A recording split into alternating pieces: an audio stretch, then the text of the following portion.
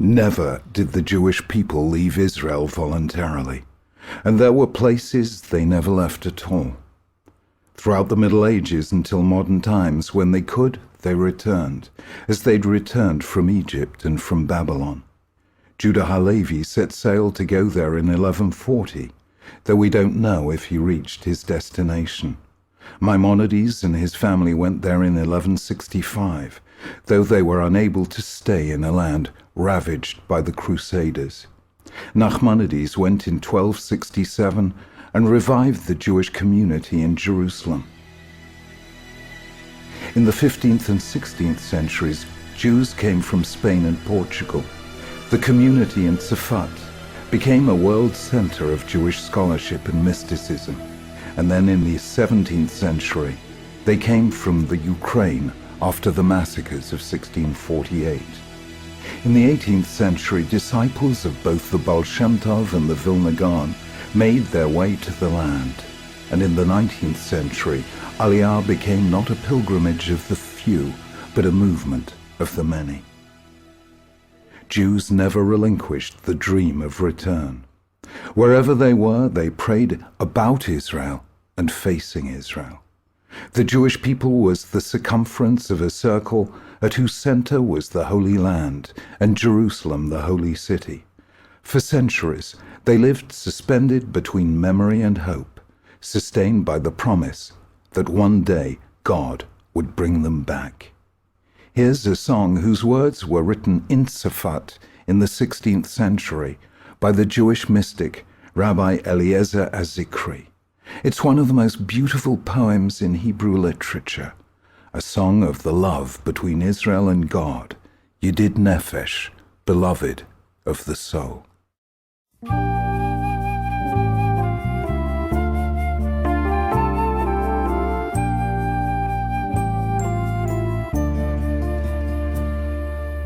Yedid Nefesh Harachaman, Yedid Nefesh Harachaman, Mishuchav Decha,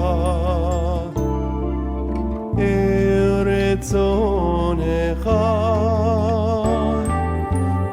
Mishuchav Decha, La la la la la la, Eretzonecha,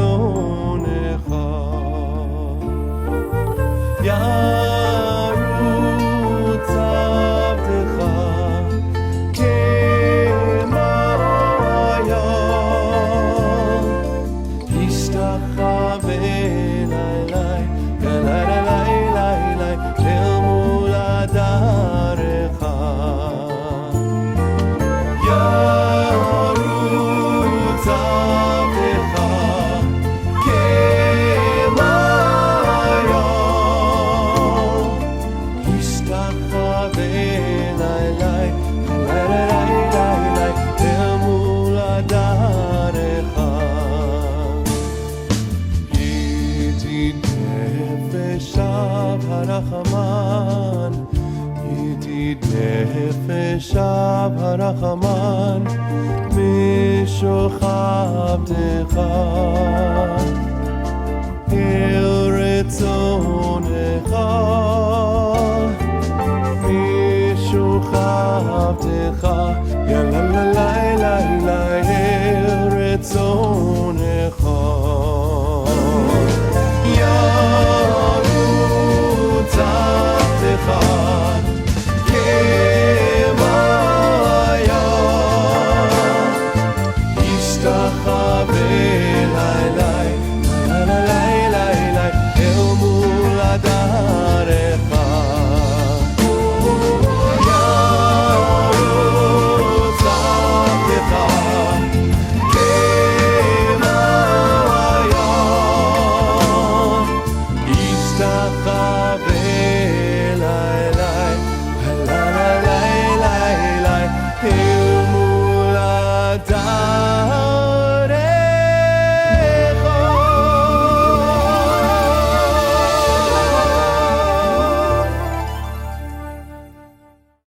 In 1799, in the midst of his Middle East campaign, Napoleon called on Jews to return to their land.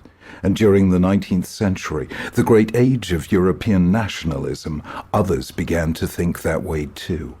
There were the religious Zionists, Rabbi Yehuda Alkalai and Rabbi Tzvi Hirsch Kalischer, who read the mood of the age and heard the call to Jews to re-establish themselves as a nation in their own land.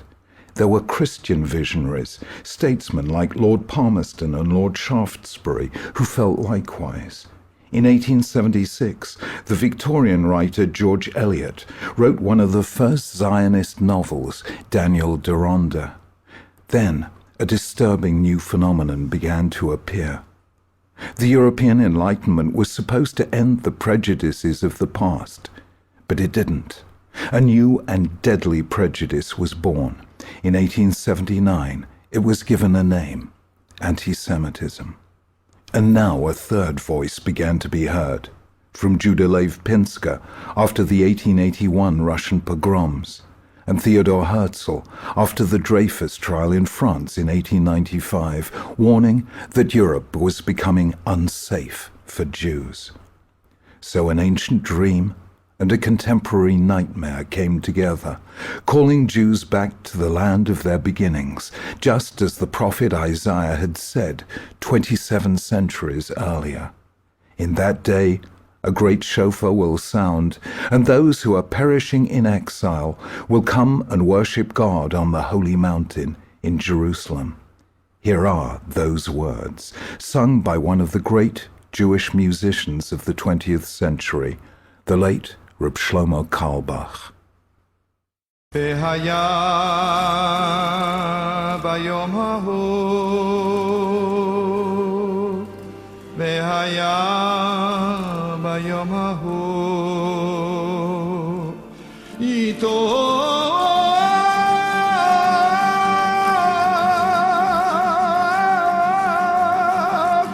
בשופר גדול, בשופר גדול.